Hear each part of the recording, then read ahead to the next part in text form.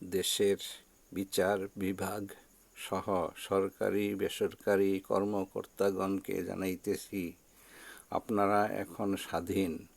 আওয়ামী সরকারের আমলে দীর্ঘ 17টি বছর আপনারা ছিলেন পরাধীন।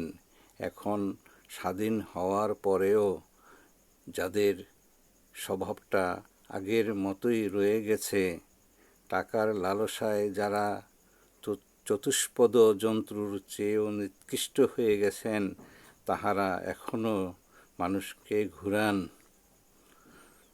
আপনাদের কারণে মানুষ হয়রানির শিকার হয়।